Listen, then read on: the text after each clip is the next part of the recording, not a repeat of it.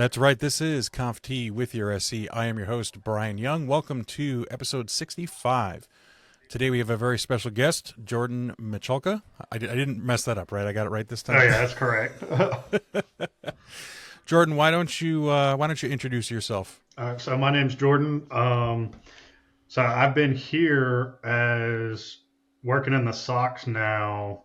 Man, it's been since I'd say October-ish of 2001. It's got to be. So I Mm, originally came on to Driven as a knock engineer, spent about 6 months or so over there, had the opportunity to transfer over into the SOC. Spent the last couple of years just doing SOC analyst work and got the opportunity now to step up into the SOC manager role. So I've been winging it there the best I can. nice, and that's great that we have you on because coincidentally we're going to be talking about a day in the life of a SOC analyst. So this is what a coincidence this is. Right. First of all, congratulations on the bump up to the management position there. That's awesome. Thank you. I think when we first met, you were just an analyst. And funny story for those listening. Jordan actually pinged me to reach out because my computer activity was flagging on his system, and it was actually doing this exactly what we're doing right now. We're doing the recording for the podcast. They hadn't really seen that kind of traffic before, and it was alerting as possible DLP. So I thank him for reaching out and not just hitting the red abort button and cutting me off there. But it is funny how it all kind of came around full circle. So Okay. now you're on the show instead of trying to figure Trying to out if stop it's it. All right. yeah, exactly. I didn't want to put it that way, Right. but you did, so it's okay. So let's start at the very, very basic, right? What is a SOC? Why is it necessary? What role does it play in kind of the cybersecurity realm? Right. So the SOC is your security operations center.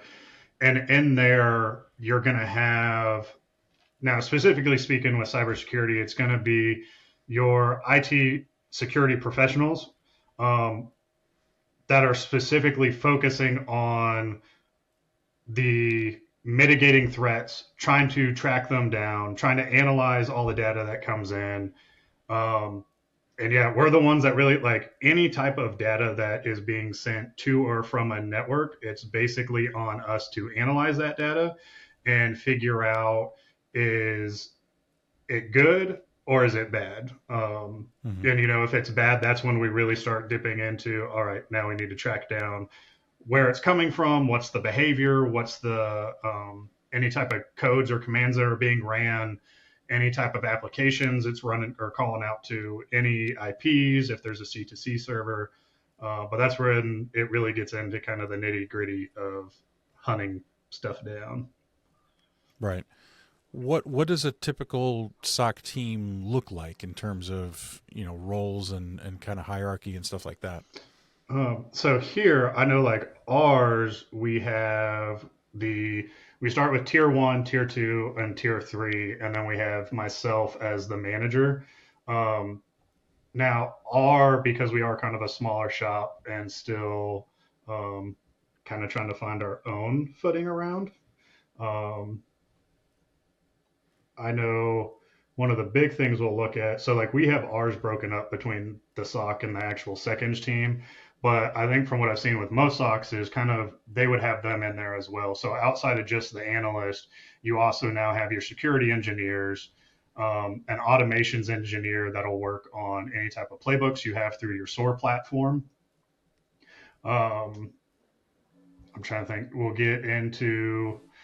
I'll work with a lot of even some of the networking engineers, but that's more so if we kind of get into that route. So they're not really, part of the SOC. The SOC itself, like I said, it's more kind of the analyst, and then like your security engineers are going to be the main ones, really helping us out. And then a lot of the time you'll have the CISO in there as well. Okay.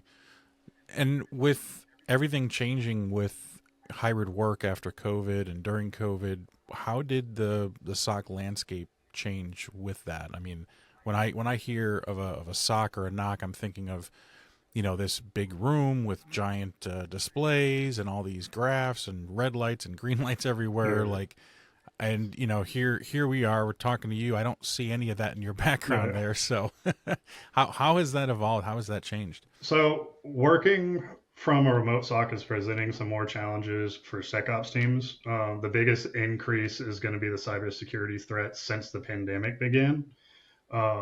Working from home does the biggest thing I've noticed with us. The biggest challenge is more so the communication and the collaboration amongst the team. And it's not just us, it's also when it comes down to trying to communicate with clients, when it communicates with other internal departments, if we have to reach out to internal resources. I feel like being in an office, I could just kind of hop out and holler down the hallway if I needed to get someone's attention. As toward now, yeah, that's really the biggest thing, is just trying to find that communication to make sure everyone's collaborating and working together.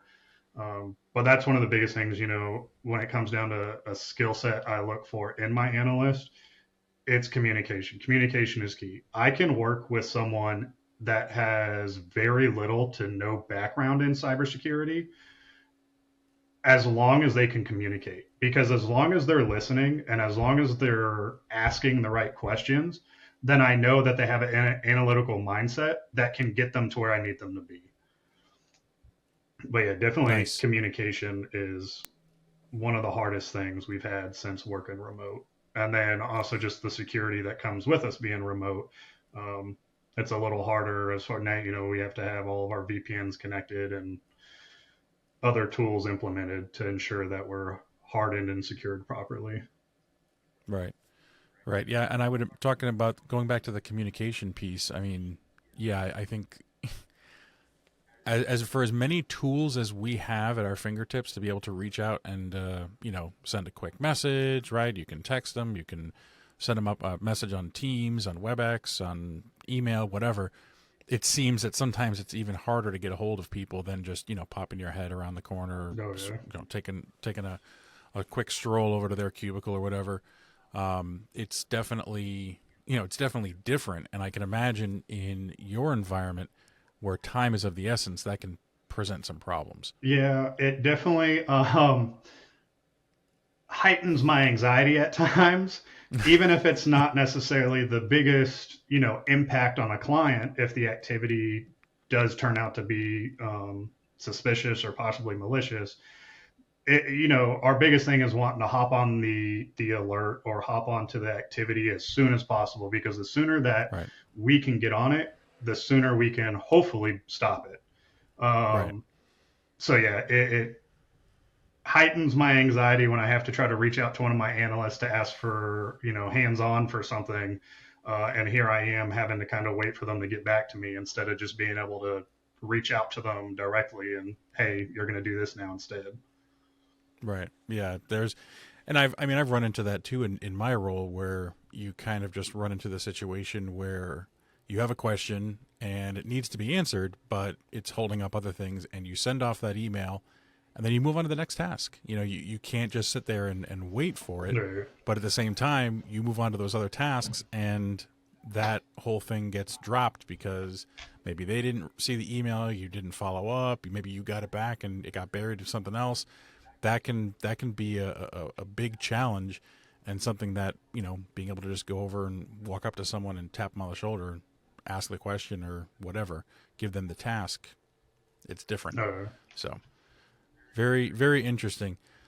What does a typical day look like for a SOC analyst? Is it more reactive? Is there some proactive bits, some hunting? What's going on? Yeah, so it's a little bit of both.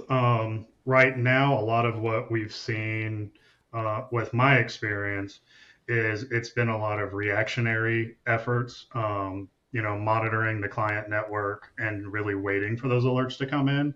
We're now in a point where I'm trying to push my guys really to get more into the proactive side, where now, I got my tier 3, I'm dedicating him to be the threat management team to lead that effort. So now him and his team will be the proactive aspect of that, where they're the ones going out looking for threats, looking for vulnerabilities, and actually trying to find Where are these threats coming from? How are they working? How are they operating? And then what can we do not only to stop it, but also possibly be able to track them down enough to where if we need to and we report on it and send it up, the authorities can hopefully actually find the individuals and take it from there. And when you say authorities, you mean actual authorities, or who are you reporting it up to? Yeah, so I mean, for us, a lot of what we're reporting to is going to be the client. Right. From us, I send it to the client, let them kind of, hey, this is what we're saying, and now they tell me, you know, is this expected behavior? Say I get like a brute force alert, which honestly, a lot of the times from what I've seen, it's just as simple as a user recently changed their password, may have forgot their password coming back from a long weekend, from holiday, whatever. Pretty basic stuff. But, when we go to contact the customer on it, I'm going to ask them, is this expected? Was it a password change? Is it something normal?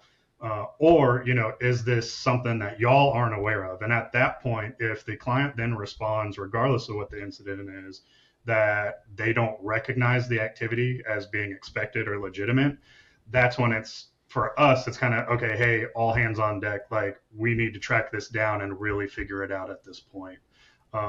If it does get to a point, which we haven't had, luckily, but if it did ever get to a point, say we got a ransomware attack coming into one of our client environments and we didn't catch it beforehand, it's too late. We would work with the client, but I would be willing as kind of the SOC manager working for them.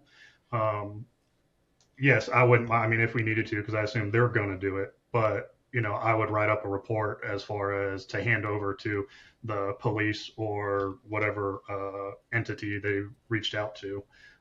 But I would be able to provide them with a write up as far as this is what was seen, this is the behavior, and kind of our suspicions if we're able to find like some type of origin, and just kind of go from there. Nice. Yeah, so it sounds like you kind of go through the entire cycle of everything from the initial alert all the way to if it needs to be a report up to the proper authorities for any type of slap on the wrists or whatever is going to happen there. I think it's tough to with 100% confidence always say this is the entity, this is the attacker. Yeah. I'm sure there's certain telltale signs that can be like, oh yes, we believe it came from this because of X, Y, and Z, but it can be very, very difficult to just with 100% certainty pinpoint that. And then of course from the legal aspect and how slow that process moves, with the burden of proof and everything else, whatever happens to it, who knows? But at the very end of the day, at least you've been able to detect it, remediate it, maybe close up that vulnerability that was used, and save the day for your client, customer. So in talking, it sounds like, and even just in the interaction we had initially with the podcast recording, it sounds like you get a lot of alerts in a typical day. How do you prioritize all those alerts and kind of weed out the important actual alerts versus maybe the false positives? Right. So a lot of it, it's kind of based on that experience of the analyst, is being able, when I first came on and when I first started, I didn't understand the client environment. So I was quick to reporting on almost everything I saw because I just didn't know. Right. But once I had enough time here and I had seen kind of that norm behavior from the clients, you kind of start to build your own, rules to triage. So you can, do that yourself. But we also have our SIEM that sends our alerts into our SOAR platform, and then also our XDR platform, sends alerts into XOR. And both XDR and our SIEM, which is Logarithm, they have their own built-in rating tools. So as either the logs from Logarithm or the activity as a whole is ingested into XDR, they have their own built-in rules that then take the data that they're seeing, based on activity that's seen in the wild, based on those threats or the behavior of certain vulnerabilities or attacks, they can then kind of build out based on what they're seeing, and they each have their own kind of set of rules as far as what ranking it would fall into, whether it's low, medium, high, or critical. Mm-hmm. Or some of them give it like a score, say 0 to 100, on how big of a threat it may be. A lot of it is, so of course, like I said, our own kind of I guess intuition on the triage, being able to look at them and just kind of know what's more critical versus like a malware. To me, I'm gonna look at it, run the hash real quick, um, and I could have two of them, right? And the one that, of course, say the hash comes back, even if it's just a little more suspicious. It doesn't have to be full blown, 100% this is known malicious. But if it has a higher rating at all, I'm going to spend more time really looking into that one versus looking into one that I just did a quick search and it comes back like my threat intel says it's good. All right, well, I'm not too worried about this because it's most likely a false positive. Right. So it's really a lot of using the tools you have. Knowing to use, I mean, there's open sources out there that you can use as well. I would just say if you go that route, use multiple rather than just relying on one kind of open source tool, because it is open source. So, it's not necessarily the most accurate data. Right.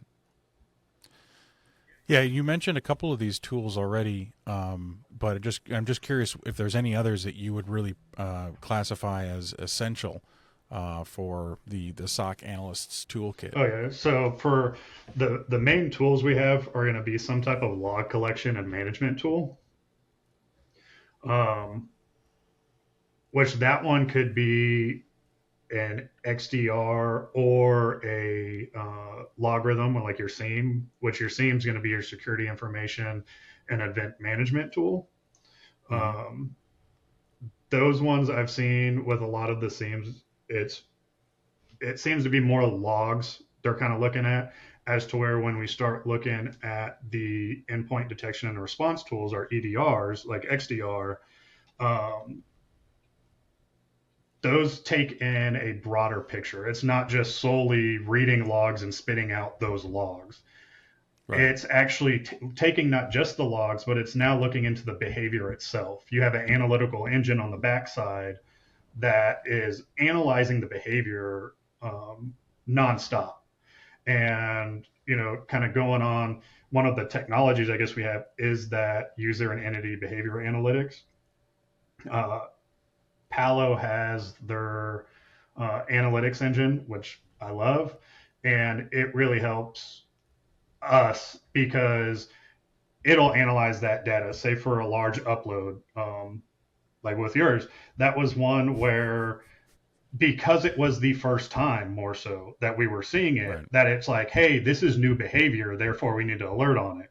But right, this is odd. Yeah, but since then, we haven't had those alerts come in because it's picked up on, hey, this is normal behavior for the user and endpoint. Right. And we'll just kind of pick on that a little bit.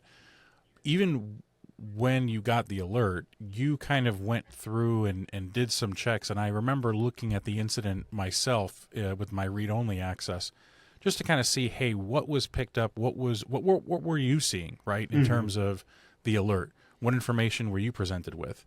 And it was funny because you had messaged me, and of course I turn off all messaging when I'm right, doing this, so I didn't see it until after.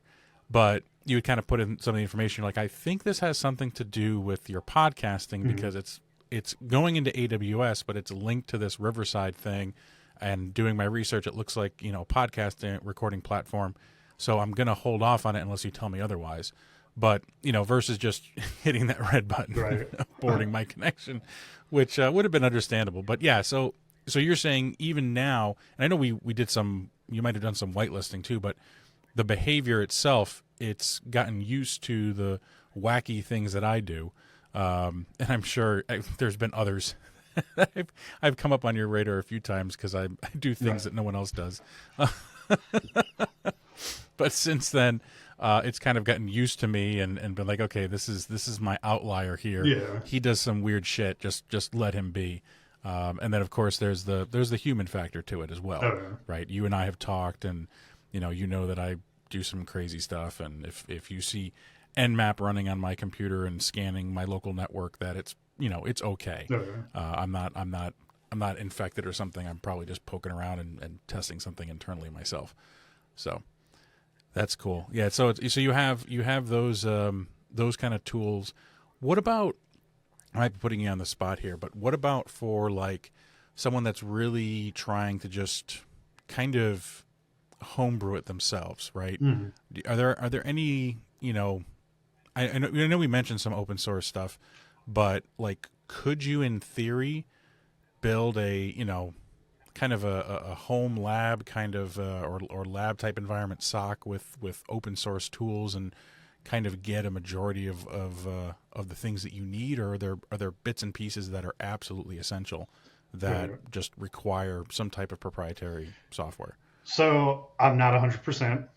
That's fair. I'll kind of start with that, but I wouldn't be surprised, just knowing how people are. I wouldn't be surprised if there was a full open source like tools that you could find for kind of a small startup SOC like that. They probably wouldn't be the most reliable, but I mean, honestly, it wouldn't surprise me. I feel like that's kind of been the new push for a lot of stuff. Is as soon as something does come out proprietary, you got groups of individuals that are already trying to break it and make it to where everyone can now understand what makes it work and how it works the way it does. Yeah, they love poking at the the code. Oh yeah. Oh my goodness. Now you mentioned communication being like probably from what it sounds like the top most required skill to be able to be a SOC analyst. What other key skills would you look for in a candidate, especially now that you're in a Right. management position? So, one of the biggest skills I actually put is patience. That is going to be probably right up there with communication because, Okay. and it's not so much patience of, I'm trying to think of how to put, I guess it's more just like with yourself of really knowing that like this stuff's nonstop. Mm, I'm in the process of training a new analyst. She just started last week. And I told her, I go, listen, there's still stuff that years in I've never seen before. There's still stuff. mm. We have analysts that have been here with the company since day one, and there's still new stuff that she sees. So don't ever think that you're going to have this thing just nailed down pat. You know, Right. um, I guess it's for me. It feels like I never know enough, just because it is ever evolving and ever changing. Um, Mm. so having the patience and just understanding, it's a long haul type of thing. It's not really a job for immediate satisfaction. It's kind of putting that work in for the long haul. Fair Um, enough. but a big skill too is some type of programming. Now, if you have some type of programming background or even just that understanding, that'll be a huge factor to really kind of help set you aside.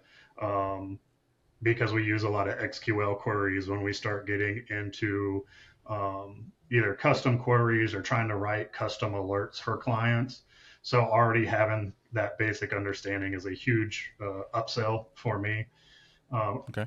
I feel like a basic understanding of just networking in general, because then you can understand if you see activity coming from a host to a certain server, then going from there to either another internal host or going to an external host, you kind of understand what that server is.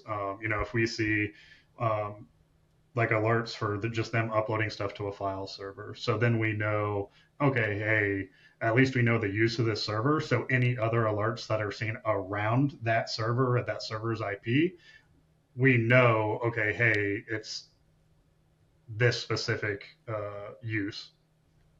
Right. Right. When you see SIP traffic coming out of a file server, that's going to be very strange. Oh, It's not going to be a normal behavior. It's something that yeah. should be looked into. So then, of course, I already hit on being able to effectively communicate and collaborate. That's going Mm-hmm. to be a big one. Um, I guess kind of having a passion or even an understanding any type of ethical hacking, that would be a good thing. There's a lot of instead of being on the red side, we are more of a blue team, meaning that we are strictly defensive. We're not really going out there on the offensive, like coming after you or trying to find Right. those holes or trying to hack into your network. We're trying to solely defend it. Mm-hmm. But just having that understanding of like, if you already have that understanding of ethical hacking, that'll help now in the defensive because you can add to what they are specifically trying to do, or maybe the way that they may try to alter it to avoid our detection. Right. So that'd be extremely helpful. Um, then I got into the incident handling and just being able to document your findings. So once you get into it and you're actually, if I can basically get you out of training and now you can run a shift on your own, of course, hit me up for questions, but you're confident enough you can kind of take it from there. I need to know too that you actually know what you're doing looking through these alerts. So I put it as you're basically looking at data, regardless of what that data is, it's just data. But the biggest thing is being able to analyze that data and not only tell what's happening, but being able to effectively communicate that to the client. Mm. Being able to record it, whether it's just sending a little write up in an email to the client, this is what we've seen. That way they can understand too. And if they need to take it to another level, then they have that write up ready to go. Um, Right. so yeah, and then like I said, but the biggest thing is just the communication and really just having that analytical mindset. Without having an analytical mindset, honestly, you're just not gonna make it as an analyst because that's our whole job is to just analyze It's in the everything. title. Yeah. It's in the title. Now that makes sense. I want to touch on the red teaming, blue teaming. Now we did an episode previously, episode 64, talking with Secure Network Technologies. They are a vendor that we've partnered up with to do pen testing, and they specifically do not do any of the remediation. It's only pen testing, Mhm. specifically red teaming. And we went into details into what kind of services they offer, internal, external, physical pen test, all that. And kind of highlighted some of the remediation pieces that we at Driven do. Is that part of your team, or is your team kind of the after everything's kind of fixed up? Let's just keep an eye on it and make sure that it stays that way. Yeah, so we do come into the remediation aspect. I've actually have a couple pen test reports from some of our clients, and Nice. that's what we do. Is like they will usually go to a third party. Sometimes they'll have them do the remediation process with them, but of course that's extra money they got to give them. But if they Right. don't, that's where we can step in, and they'll send the report to us, and myself, the threat management lead, and then our security engineering team will look through the report and find the noted vulnerabilities. And that's where we come in. Okay, what can we do to fix these? What steps do we need to take to patch these holes so that way, next time, or God forbid that there is an actual malicious actor out there, we've already kind of plugged those holes to where they now can't take advantage of it. Right. Right. Cool. Yeah, it's funny how we've really come full circle between the last episode and this one in terms of the red teaming and blue teaming. That's really cool. So now, how do you specifically, but also your team, how do you guys stay up to date with the latest threats and trends going out there? All right. So the biggest thing, I guess one of the articles we check daily is kind of one of my favorite ones, throwing props out to the Hacker News. Um, Mm, they are a big one that will look for a lot of, I guess, stuff that's seen out in the wild. So we'll go with them. Then on top of that, I mean, it's honestly staying on top of webinars that are out there from our providers. So anything that Palo, which would be Cortex or Logarithm, is sending us, jump on those just to learn as much as we can. If there's any type of online courses, um, I've even told my guys to jump into that stuff when it comes to the new tools. If there's, say, if you are a company that's looking at getting into a new platform with, say, Splunk, then why not take advantage of like Udemy classes ahead of time rather than waiting for, okay, hey, it's implemented and now it's kind of like you have to run to learn rather than really being able to kind of just walk and learn, like take your time with it and understand it Right. before it's actually implemented. Yeah. Yeah, you don't want to be in that situation where you kind of have to learn on the fly because Yeah. things can get missed for sure. Oh, yeah. I know we talked about a few of the challenges. Specifically, we kind of talked about the problems that you're having in terms of communication and keeping in contact with your analysts and being able to kind of quickly get in touch with them. But what are some of the other challenges that that SOC analysts are challenged with today? So really, kind of on a personal level, I guess the biggest challenge I've had is that whole work-life balance. As I Mm, said, this job, there's a lot that goes into it. And you kind of have to have that passion for it. So, when we have something going on in a client environment, just because, say, my shift's over or someone else's shifts are over, we can't necessarily just hop off. It's right. kind of ride it out until the end, regardless of how long it takes, what time it is. We need to get it fixed, whether it's for ourselves or for the client.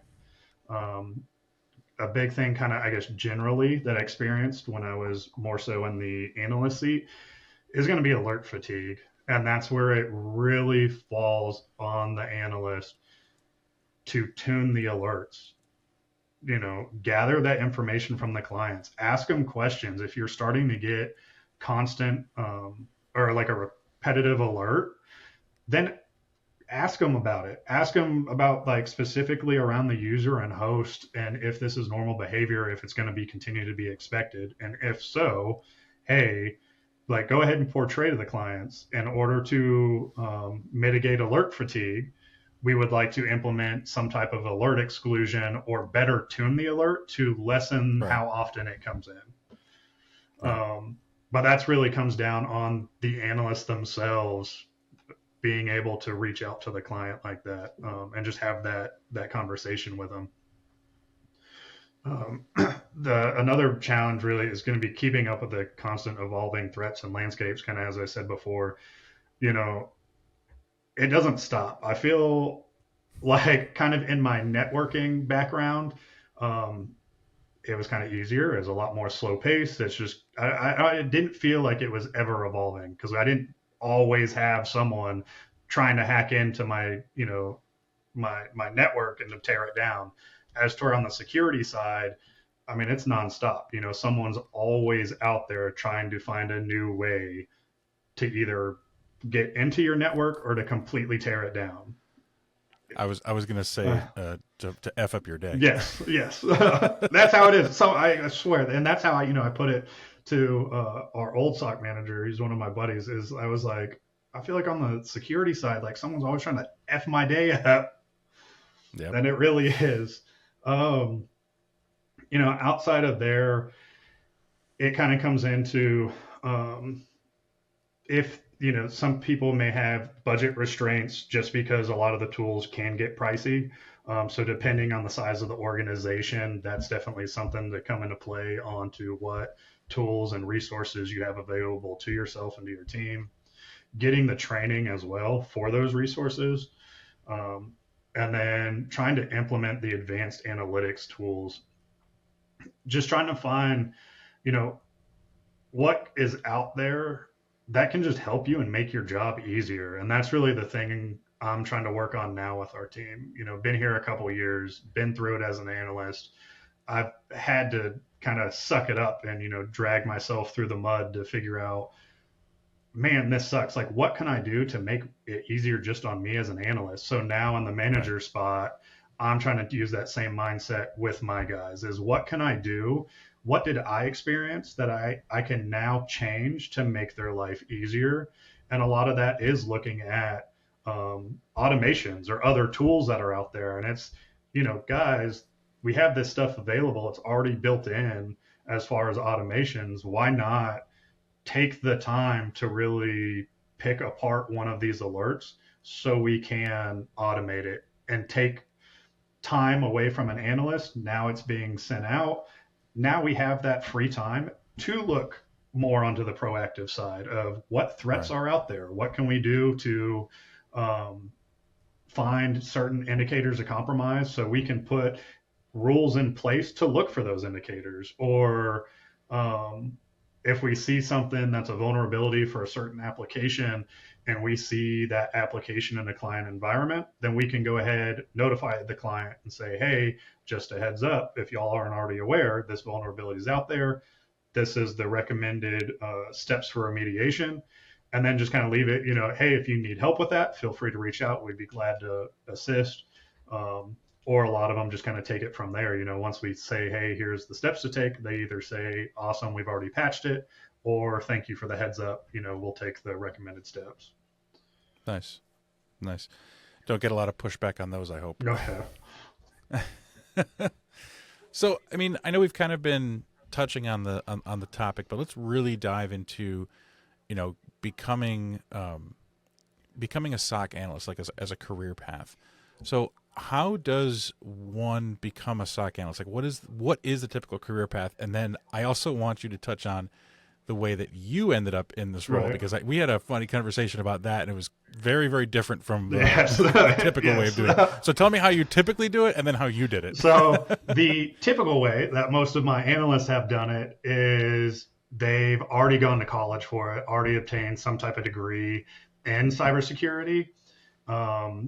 And then most of them actually don't really have any type of work experience. Some of them do have, prior cybersecurity, but some don't. And that's where we can take them and, hey, let's train you and show you kind of that starting block of where to go from here. So they'll come in tier one, go from there. They're really diving into alerts. It's on them to manage the boards at that point.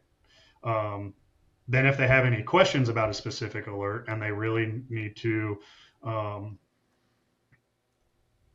I guess, start digging into some of the higher tools that are available, then they can raise it up to the tier two. And the tier two is going to help them, I guess, try to help them understand what they need to look at. And then from there, the tier three guys, that's really the proactive side. You're actively out there doing threat hunts. At that point, I expect you, to know the tools, not necessarily, I'd want to say inside and out, but there's always going to be, gaps in there. Right. Be very comfortable with them. Yes, but to be comfortable enough to where my ones and twos can then come to you before having to reach to me as the manager. But, work the process as an analyst. Then from there, so that's kind of where it splits. So, I've seen you go 1, 2, 3 through the tiers, and then that's kind of where it branches off.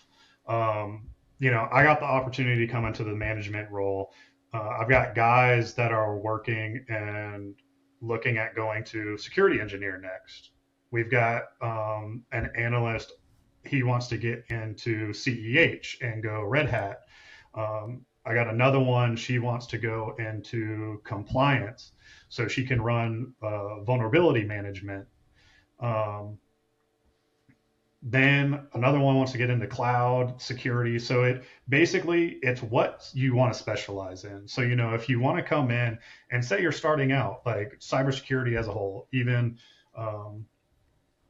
no background on it, come in as an analyst, fill it out, kind of understand the nitty gritty of what it is, advance through there. At that point, find what it is you're passionate about, what it is you really want to dive into. And, I even tell my guys, it doesn't have to be security focused. IT is such a huge realm. So maybe, you did your time as an analyst and you kind of got into, say, a networking path just from digging around with stuff, maybe, something sparked your interest, then hey, go for it. I want to help you get there. Now, my experience uh, was quite a bit You different, broke the mold. right? So I actually had zero cybersecurity experience, still don't have a degree. Um, I kind of started out solely networking. Out of high school, gave it the good old college try. We saw how that went, so I joined the Army and spent 13 years in the Army starting out with radio and satellite communications. Then it led to networking, network management, network engineering, sysadmin. Then stepping away from the military, looking for my first role, I had the opportunity here to come in as a NOC engineer and started out basically doing a lot of like help desk stuff. I had gotten my Security Plus certificate, and that was really enough to get my foot in the door onto the security side. Just having something saying, okay, this guy has a decent understanding and at least the passion in the field Right. was enough to get my foot in the door. From there, I just kind of did my thing. I ran with it. And did tier 1, tier 2, and then from there got bumped up to the management role. So my experience has been quite a bit different. Like I said, I didn't have that background. I had worked with firewalls as far as on the networking side, configuring them, and management, but I had never really gotten into having to, set up access controls or really get into the outside of just the basic setup configs. Like anything outside of that, wasn't really us. So a lot of that's been new. But it's been a learning experience, and that's just the biggest thing is being open to it. I never would have thought this is where I'd end up. I never thought this is what I'd be doing. Altogether, when I was going to school, I wanted to go be a radio DJ. My passion was music and music production. I just so happened to get into kind of the communication field and ran with it from there. That was, IT is just ever evolving. It's not going anywhere. We're relying on it even more than anything else damn near at this point. And that's where a lot of the money is. So that's where I tried to push, a lot of new guys that are looking at what can we do, where can we go. Like even my neighbor, he works for Facebook, and him and I got to talking. I told him I was an analyst at the time, and he told me that he just had the passion. He wanted to start getting into it. So I had told him, here you go. Here's all the training material I had from when I took my Security Plus. Get the cert, and I'll give you the same opportunity I was given. When it comes to me looking at people, I'm not looking for someone that has, say, a master's or a doctorate in cybersecurity and has like this crazy experience. If you do, awesome. If not, send your resume. Yeah, yes. If not, hey, just show me that you have the passion for it and that you're coachable. As long as I can mentor you and you're coachable, I can get you to where you need to be. I did it myself. I can walk you through the exact same steps that I did. But it's being willing to learn, being willing to step up to the challenge.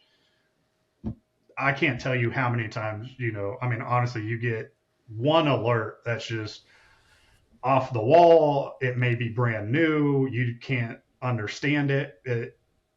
It's kind of self-defeating. It really made me question myself. Like, is this what I want to do?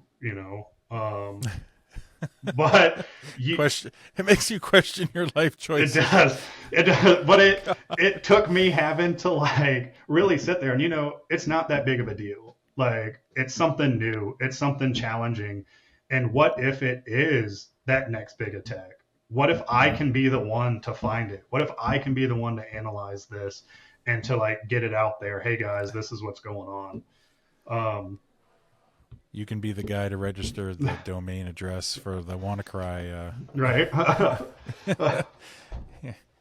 Oh man, is he still dealing with that crap? I don't even recall whatever. I know he was they were looking into him for a while. Oh I yeah. don't know whatever ended Yeah. up happening with that. Right. Yeah. I haven't kept up with that one. That was crazy. But so what you're saying is, well, actually, I did this. There was another question I wanted to ask you. It sounded like at some point there was kind of a change or a realization that this was something that you were very passionate about. Do you remember what that was? Was it a specific thing, or was it just the environment you felt more comfortable in, or what was it that kind of made you switch gears there? Man, I guess it more so is the environment I knew at the time when I really kind of think about it. So, I mean, honestly, I had the opportunity to switch, to go back to networking, and I had to take some time to really look inward and be like, man, that is where the majority of my knowledge is based out of. But is that what I want to go back to? I've done security work now for a couple of years, and it is challenging. It does drive me crazy at times, but man, it is rewarding. When you are able to actually find something, and when you are able to help the client. Even if client sees something, hey, we are questioning this. Do you just mind running a malware scan? Okay, cool, we got you, type of thing. Just more so being able to help them and know that what we're doing is good in the sense of, I feel like on networking, and going in, like changing a password, going in, just giving you access to something, or making sure Right. you can get to an IP. As to where here, I'm making sure that someone doesn't get in and steal all your sensitive data, and now they got a ransomware on you for however much they're coming at you for. So I guess it's kind of that sense of feeling, I guess a defender again. I spent my time kind of defending the country. Now I'm defending our clients' networks. Not all heroes wear capes. Right. And Oh as I hope I said to you earlier, thank you for your service. yeah, no, I I think it's appreciate it. I do appreciate it, and have a love for our veterans out there. So, you mentioned you were kind of talking about a few incidents or little things that popped up. Can you share a story with us of some significant Yes. threat or something that really sticks out that was identified and maybe mitigated by your team there? Yes. So I got this one, and then I got a funny one for you as Oh, I well. love it. Um, so the first one, we had a client, and this is the one I talked to you about the other day. We had a client that was deploying a new soft phone system, Mm-hmm. and when we got an alert for it that this new software is being installed, it was pinging as being malicious, like no questions asked. Something's going on here, Right. and so I notified the client saying, hey, this is what we're seeing. This is based off of threat intel, like reporting this is malicious. It's not just suspicious, it's malicious. Right. And they came back telling us, hey, it's good. And since I'm not their internal SOC, I'm not the one to make the final judgment. I'm usually reporting to a CIO, VP of security, uh, director of infrastructure, system director, like, all these other positions. All I can do is advise and recommend on what I would do and the action I Right. would take. Um, and they had decided, no, this is good. We getting it directly from the vendor. We trust it. Well, a couple of days had gone by. We get an email from the client saying, hey, thanks for the heads up the other day. The vendor confirmed this is malicious. It turns Mm. out there was a supply chain attack. So, where the software out of the box already has a vulnerability um, that someone's exploited and is ready to kind of, Wow. take advantage of. So that one was really cool too. That was kind of my first one of like, this is some real world stuff going on. And I was the one to be able to identify it and pinpoint it.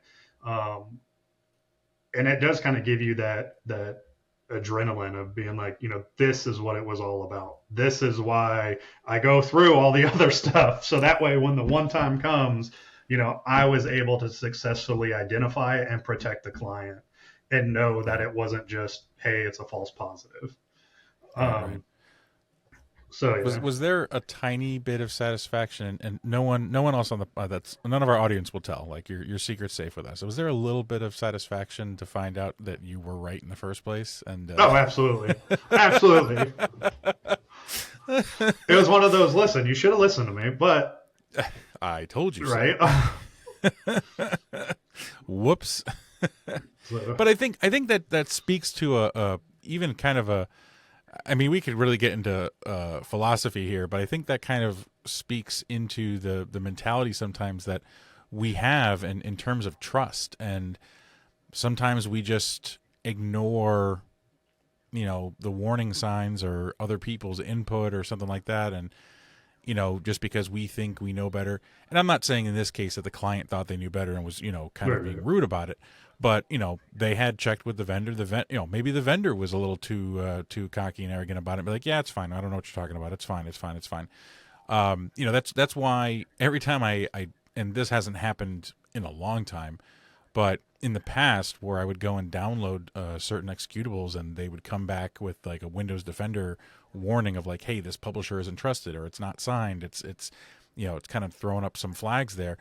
You really have to kind of second guess it, be like, well, wait a minute, like, why didn't the publisher take the extra time to make sure that this file could not be replaced with something that is malicious, right? That that could have a different hash value or something like that. But yeah, I think it speaks to the higher problem I think we have in general. Oh, yeah. So you had was that the funny one? No, so that was the serious one. So okay, that's a serious one. The funny one. And I still found that one pretty funny. Right. Well, so serious at the time. Without naming names, we've seen monitoring firewall traffic. We just so happened to pick up on some not safe for work traffic to certain websites on a client network, and that was just kind of funny getting to see it. That's like, whoa, like, what are you doing, dude? So I've got a funny story about that one. Like 3 jobs ago, so I'm in IT, right? I was my role at that time was my title was network analyst. I was basically help desk. Pretty small manufacturing facility. Well, I mean, not small, good size, probably 300-400 employees. The IT team was very small. I get a call into my boss's office, who is also the director of finance, and he sits me down. His name was Chris, and he goes, "Bryan," had me close the door, which right off the bat I was just like, "Oh crap." Right. He's like, "Bryan, you know that we monitor web traffic here," and I said, "Yeah, of course." He goes, "Well, your name came up on a recent report here." I said, "Oh," and he goes, "Yeah, and it's for pornography." And I said, Right. And then he goes, "Yeah, but what's odd about it is that you visited it 5,742 times in the last 24 hours." I'm like, can I see the report real quick? Right. Can I see what URLs I was apparently going to? And basically, it was I had uTorrent installed because I was downloading a Linux distro over legit torrent, I was using it legitimately. Right. But because it was sitting there and pinging the tracker was classified as possibly pornography because, of course, you can also get porn there. Right. So when I saw that, I said, "Oh, I get what's happening here. Yeah, I know what that is." And I explained it to him, and I said, it's, because he's like, "I thought it was odd because you're pretty busy, and I can't imagine you'd have the time to, like, first of all, we're monitoring stuff. You're busy as hell, and you certainly didn't go there, 5,700 times in the last day and a half. So, hey, don't judge me. You can just go ahead and you can just go ahead and get rid of that that software, Right. that'd be great. There So, you go. but yeah, I was sweating a little bit there. I was like, what is going on? Oh yeah, and that's like so. With this one, it turns out that it was actually the CIO testing the URL filtering, but it was just funny that it's like, oh, really? That's where like you couldn't have found another one to use. ExampleAdultSite.com is a great way to test for if your web filter is working without actually finding out that it's not. Right. Yes, it was just. Opening yourself up for It's liability. just funny around like lunchtime, you start seeing logs for Pornhub, and it's like, ooh, oh, what's going on? Don't bother the boss. Right. Lunchtime. Oh, good Lord. Oh, my goodness. He's Yeah, testing URL filters. Don't worry.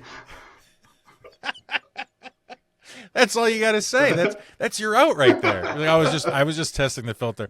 No, when I was a network admin in K-12, and I don't know if I've shared this story with the audience before, but I had to block Google Translate because so at the time I think the web filter product we were using was a company called iBoss.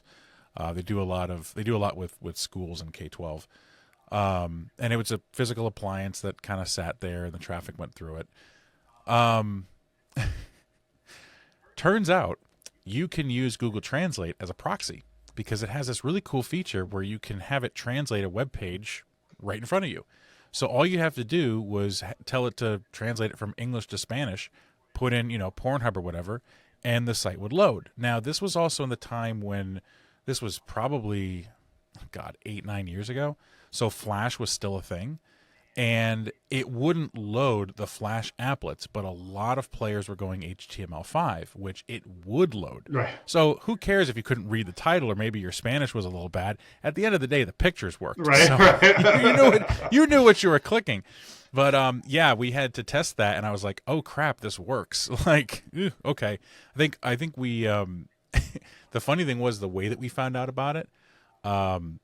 One of the kids in the middle school had posted to Google Classroom to his friends that you could get around the firewall or the web filter to play Agario, which was like one of those Snake or there's Snake IO and Agarios with the boxes, the bubbles, whatever. And we kept blocking them, and new ones would pop up. And he decided to post it in Google Classroom, which of course, like, hello, Right. we see all that.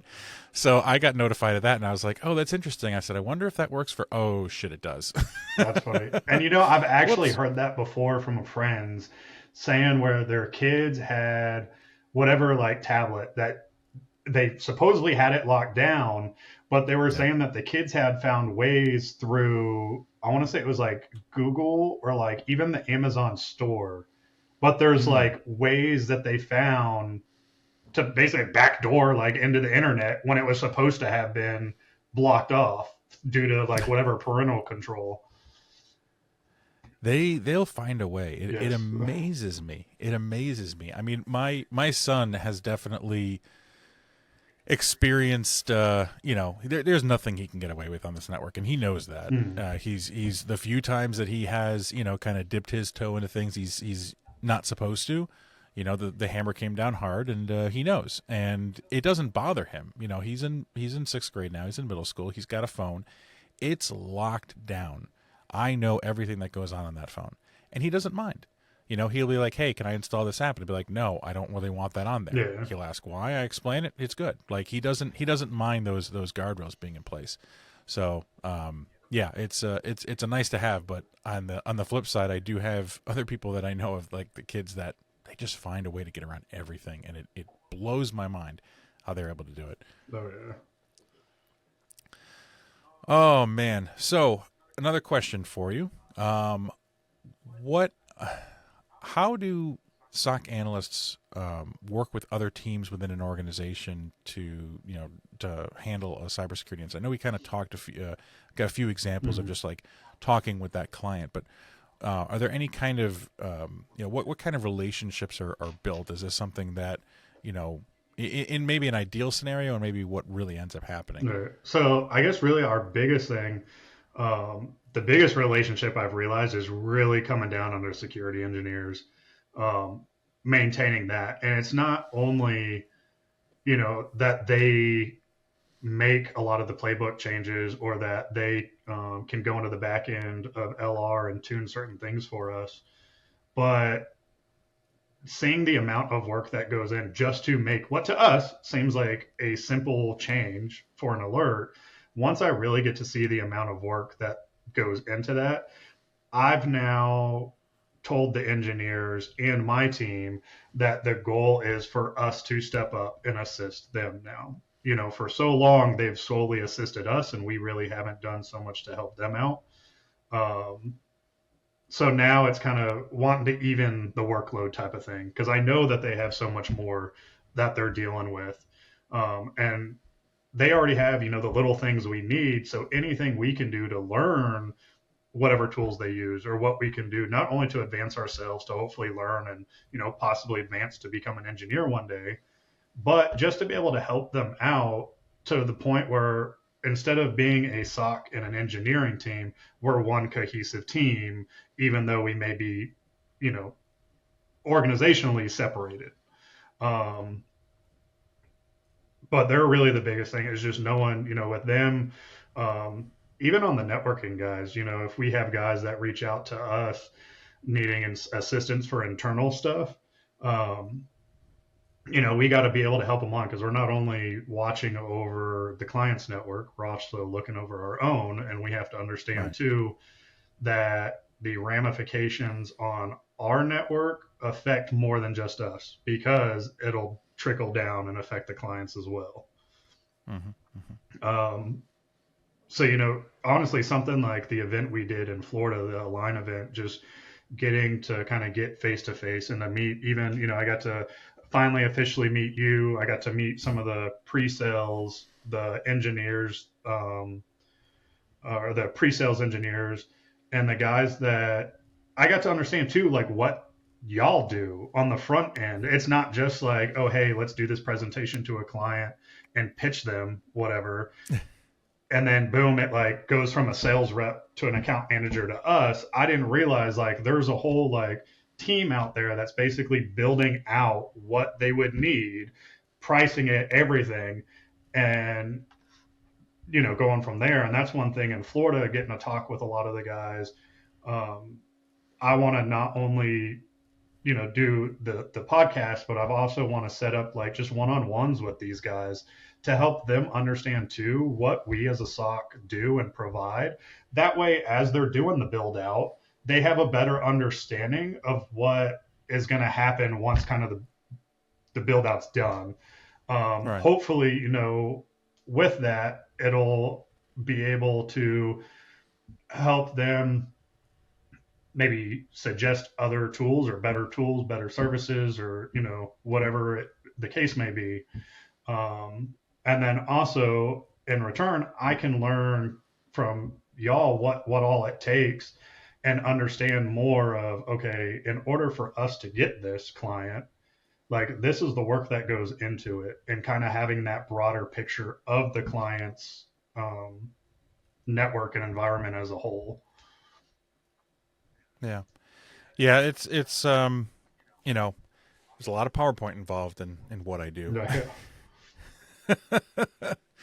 A lot of customer lunches, a lot of phone calls and emails. Yep. But at the same time, for people in my role, engineers and account managers too, because one thing that I've learned as a pre-sales engineer is while when I am invited to the conversation, the floor is mine. If it's a a decent account manager, they realize like if you're bringing in an engineer, you let them Oh talk. yeah. Um, but I'm not always in every conversation. I'm not always on every phone call, and that's fine, right? In order to even be able to scale, I can't be. But being able to give the account managers enough of what they need at a level that they understand that they can communicate effectively is super super vital. And I think you being able to give it what the SOC has to offer to the engineers to help with build outs and what features they should be able to include or whatever, right? And then being able to even reduce that even more to kind of that 10-minute elevator pitch Yeah. that the account manager needs to know and understand and really be able to effectively communicate. That's where kind of it all comes down, right? Because you're not going to be on those calls, maybe if at all, until the very end. Yeah. So we need to be able to understand it. But no, this has been a lot of fun, and I hope that beyond just the people in our roles and in the sales roles, understanding more a little bit about the SOC and what's involved, but also for anyone out there that's listening that's maybe considering getting into security or getting into the SOC. It sounds like if you are able to communicate effectively and willingness to learn and have the desire to get into this field, that it would be a good fit. I want to touch on a couple more things here. Really, in the last, I would say, year and a half, the letters AI have been pretty top of mind, and I know that there's been a ton of episodes covering. I think AI has pretty much been mentioned in just about every episode now, pretty much since last January. Right. But we've talked about how like predictive text AI, such as ChatGPT and others, can go ahead and write emails that are much more natural language that can get by not just the spam filters and email threat defense kind of things out there that are looking for those kind of breaks in language, but also kind of trick the person that's actually reading at that last line of defense. So all the things just on that end that are making the attacks more sophisticated. What other on the other side here on the kind of the blue team side, what use cases and possibilities do you see AI taking a part of in the advancement of that SOC analyst role? So the big thing, actually, our goal by the end of this year, end of this year, getting into next year, we'd like to implement AI into basically have an fully automated SOC as far as just the alerting goes. When it comes into special reports, threat hunting, threat management, kind of those specialty, I guess, studies I had mentioned earlier. Those of course are going to be full hands-on manual work you got to do. Right. But when it comes to the alerts themselves, we're looking at everything's already getting ingested manually or automatically once we get our collectors and everything out there. But if we can get to a point to where now, like we're already automating emails as far as writing the template, but like you said, if now we can get where we trust it enough is kind of the big thing. Is trusting AI enough to know that it'll spit out the right information every time. Right. But I mean, if we could get into where like the alerting, the initial alert is automated, we already do that with some of them. But then we get into the response now. So when a client responds, instead of having myself or one of my analysts hop on there to kind of look into it more, that's where we can really get AI involved and kind of treat it like, you go to like a random website and you get the little chat box that pops up. Is we kind of get it to that point where we have a chat bot that pops up on the client host, and the client can therefore communicate with the automated system, and the system can kind of judge, like, say it can simply ask, or it sent out the initial email, the client comes back saying, hey, this isn't legitimate, we need to take further action. Then it can go into, okay, well, do you want us to automatically isolate the endpoint? Do you want us to quarantine the file? Do you want us to terminate a session? Kind of give it those options, but have it to where you can program the AI to kind of list out those, and then depending on what the client comes back with, boom, now the system automatically does it. So it's almost getting into like even the remediation at that point is automated. And the only time that we would really need hands-on, either, I guess we could put some type of identifier in there for either the client if we really wanted to, or maybe if we say like, some type of identifier for like emergency. And at that point, it gets it away from the system and boom, hey, like if this is a true emergency, we need eyes on and we need to actually ensure that everything is accurate and it's not, we're not kind of just leaving it up to AI to do its thing. Right. But with that too, I think once you get to implementing AI into that level of automations, it's really going to come down to threat intel and having right. the most accurate, up-to-date threat intel you can find. Because as long as you can rely on your intel source, then you can kind of trust the AI to run with it. But yeah, I mean, I can't hit that enough. Just you got to make sure your threat intel is top notch in order, in my mind, to be able to fully trust an AI system to just kind of do its thing. Yeah. I like the chat bot idea, and it was funny. I was talking with a friend about this the other day. I think they should bring back Clippy. Yes. Remember yes. Clippy? I think that would be perfect, and bring back Bonza Buddy's voice, right? So Clippy will have Bonza Buddy's voice, and just link that with AI, and it'll be like, "Hello, it looks like you're writing malware today. Right? Do you need help with that?" Yep. You know, there you go. It looks like you're doing something you're not supposed to be. I think that's what they need to do. Oh, they need to bring back Clippy in a big way. I'm going to get a lot of hate for that one. That's fine. You know what? Leave your comment below on if we should bring back Clippy. I think we should. I'm all for it. Let's go. I'm going to get some shirts made. Right. Bring back Clippy.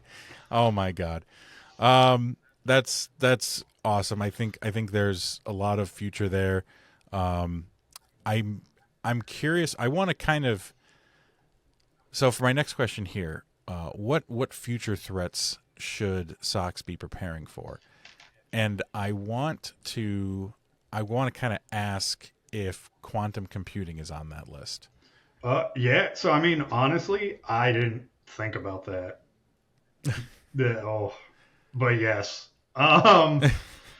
If you haven't listened to the quantum computing episode, I think it was like 62, 63.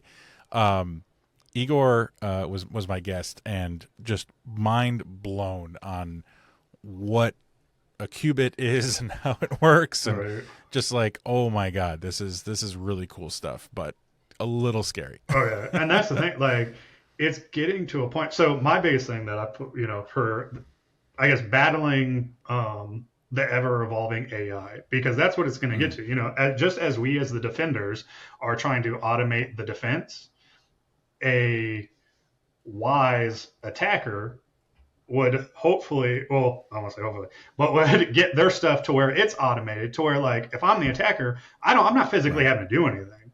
I can just have it all automated. I can sit back and boom, as like, say a Trojan is embedded and starts kind of doing its thing, as it runs into an obstacle, you can have that AI to automatically, hey, make the required adjustments to do what you need to do, rather than, say, it raising a flag and then the user physically having, okay, now what do I need to do, to bypass whatever.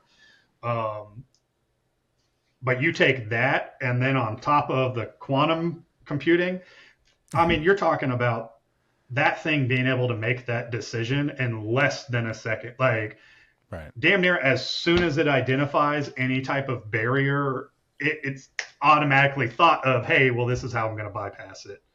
Right. Yeah. At that point, it's just computers fighting computers, and we're just we're just bystanders. So many thoughts of the Terminator movies. Yep, I'm pretty sure that's I'm pretty sure that was Terminator 2 was. Yeah, right. The two of them going at it. Like, I mean, yeah, we're screwed. Right. Oh goodness. It'll be fine. It'll be all fine. Right. I heard a saying once that they're not sure what the Third World War will be fought with, but the fourth one will be fought with sticks. Yep. Because there won't be anything left. Pretty much. Oh my goodness. All right. So before we close out, I do have a question to ask. Since we kind of talked about the SOC as a career path, and I'm hoping that we've got some listeners that are kind of looking into getting into that field. you can give one piece of advice to someone considering a career as a SOC analyst, what would that be? Besides, don't do it and run. So, hey, so funny thing, that was what I told you. I had some answers ready to go. My answer was going to be run. Just run.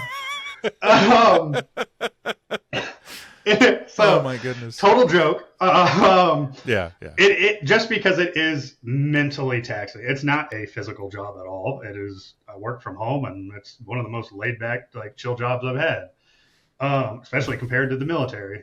But it's just a mental thing because you really are having to take a puzzle that you don't know what it is. You don't even know what any of the data originally means. And you're having to take the data, identify what the data is, what it means individually, and then, okay, now let me put all of this together and what's kind of the big picture of what's going on here. But man, so my biggest piece of advice, really, it's kind of two-sided there. So be willing to learn. You never know enough. You never know at all when it comes to this. It's nonstop. And don't be afraid to ask questions. That's going to be your biggest killer. If I get a tier 1 coming in and they cannot, if they're just not asking questions, that's a red flag for me. I know that you don't know what you're doing and that you're just trying to like fly under the radar. Because I still have questions on the daily, whether I'm asking my internal team or if I'm having to reach out to the engineers or to someone else. Like, if you're not willing to ask questions and just admit that you don't know it all, I don't know if you can necessarily hack it in the SOC. But just be willing to learn, and yeah, it can be challenging. There's just so many tools, so many applications, so much. Everything's so different out there. I mean, we're not just dealing with like even one code. Everything has its own type of code. Having a basic understanding of how different things communicate together. But yeah, just, man, be open to anything that kind of comes your way, and yeah, ask for help when needed because you're gonna need it. Be willing to embrace the suck and ask for help. Yes. If you don't have imposter syndrome, check yourself. All right. Yep. When you said it was mentally taxing, I just had this image of a 1,000-piece puzzle where all the pieces are white. Yeah, that's kind of where it is sometimes. Like when we get a brand new alert that I've never seen before, like it's the first time, say Palo or whoever has released it. It's like, okay, well, what does this mean? Like, do we even have all the data in here that we need? Because we've seen alerts where it'll be that a new alert had come in, but now we have to really look at, okay, this isn't even pulling in all the correct logs that we need to get a full picture. We have a partial picture, but say we're missing applications log, system log, whatever, that would kind of be that missing piece to help us really identify what's going on. Like I said, everything's different. I can take two of the exact alert types, and they're going to be completely different for the use case. No two alerts are exactly the same, unless it's literally the same user, same host doing the exact same activity as they just did prior. It's a lot of learning because you're really trying to learn the user behavior, the network behavior of the client. And then also not just them, but also their vendors, because say they have a vendor they work with, for whatever reason, they may be in an IP range that, say, to us and our intel sources says it's malicious, but they have it blocked off to where, it's known good for them. We kind of have to make that snap judgment to the client, because if we do block it, we may be messing up whatever application that the vendor needs it for. So like it's just everything's different. Every use case is different. man, you just got to be open to it. Yeah. Nice. Jordan, this has been awesome, man. Thank you for the time today. I want to open it up to any final thoughts you may have to share before we close out. um, no, just I welcome anyone that's willing to do it. Like I said, I'm not big on you have to have this huge background or whatever to get into something new. Just have that passion, have that willingness to learn, and be willing to speak up when you need to. And I think at that point, as long as you're open to it, as long as you have a good mentor, good manager, leader, whatever, they can get you there. Yeah. And it is rewarding. Like I said, it has its challenges. I've kind of joked about how I guess the toll it takes mentally. Right. But it's worth it in the end. Just knowing, like I said, you're doing something good, helping the clients out and protecting them from the evildoers out there that are trying to take them down.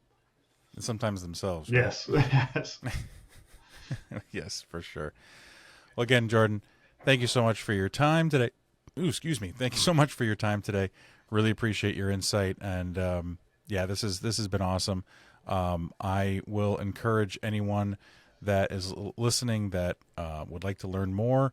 Look up some of these tools. I'm definitely going to be putting links for the Hacker News on the show notes here to check out. But that's really how you kind of stay involved and kind of get up to speed with what's going on.